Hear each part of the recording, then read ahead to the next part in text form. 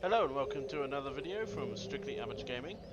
Today we've got a different video, first of a kind. It's a video to talk about just 3 campaign mechanics that we can take from Empire Total War and hopefully will be brought back or used again in future Total War titles.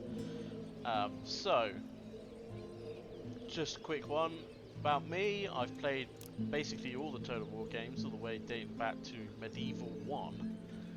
So I'm pretty clued up on the franchise and a little bit sort of disappointed in the way the sort of campaign mechanics have gone with the series. The battle mechanics can't fault, but the campaign mechanics do seem to sort of become less in depth with each entry. So, first mechanic is trade lanes. So I'm playing as Britain here, and you can see all these dotted lines. These are my trade lanes, and you see them going from the ports and going to other areas on the globe.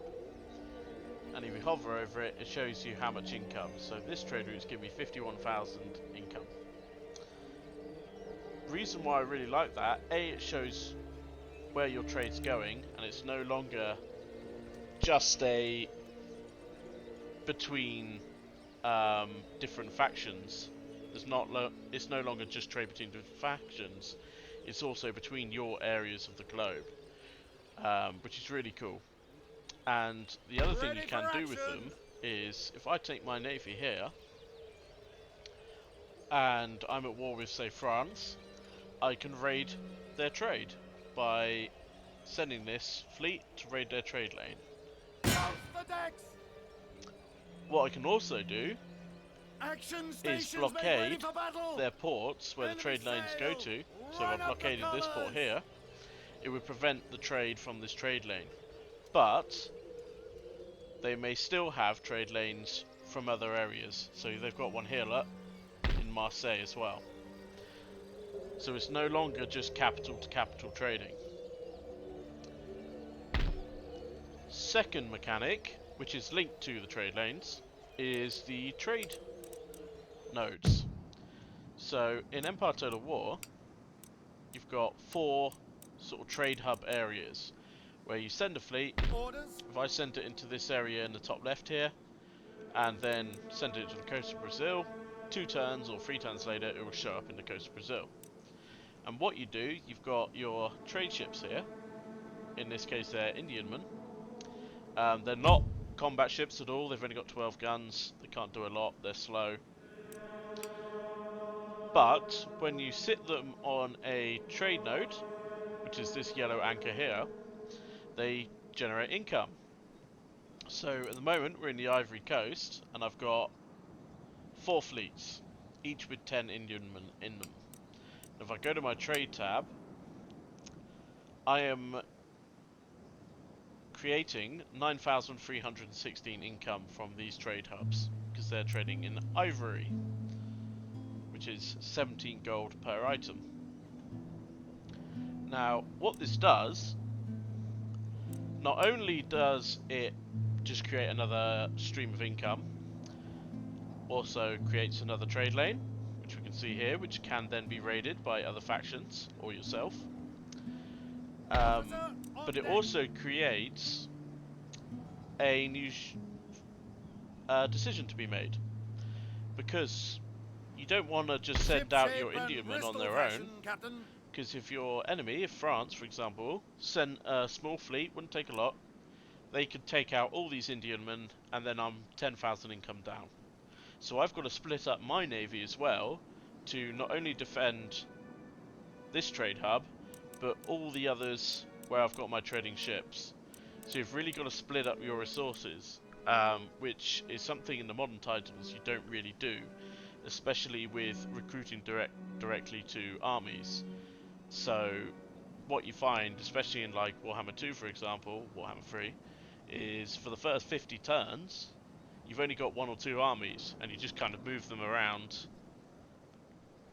and there's no real decisions on how to split up your forces because you're penalised so hard for adding on other armies. But I think this pardon me, this really does open up different strategic options. Yes, Your Majesty. And the last mechanic, which I think is a really good one that Empire does, is you have your region capital, so that'll be London, and that will cover the whole of England. But as the town grows, or as the capital grows I should say, new towns pop up. So we've got in one region 1, 2, 3, 4, 5 ports in one region, and then what you can do then is you can divvy them up. So I've got 2 which focus on naval recruitment, and then I've got 3 trading ports. There's also a fishing port you can use for food and income, but you also get your other towns, and what you can do, you can make them universities which help with research rates, you can make them churches for religion, or you can make them factories for income, and also estates to create food and population growth. It says here reduces the chance of food shortages. So it offers you a lot of choice in what you want to do in a region. Oh, there's mines as well, which I forgot about. And then you have your capital, and you've got your build slots in your capital as well. These are fixed though. I would like a bit more choice in what you can do in these slots. But it's nice because what you can see is how a region develops as it grows. There's a visual representation of the growth of your region. And just like the trade lanes, the more trade you get, the more little trade ships you see. And again, it's just these visual indicators of your progress through the game. And me personally, I know it's a minor thing, but I find that really satisfying. But there we go. So there are 3 mechanics that I think Empire Total War offers that should be brought back, or at least altered, implemented into future titles. I know it's a bit of a different video. My other videos at the moment have all been Dark Souls playthroughs, but I am hoping to stream some Total War, and maybe do some other videos. So if you're interested in that, pop a comment, make a suggestion which game you want me to do. Other than that, like, subscribe, and just pop a general comment, and I will see you in another video.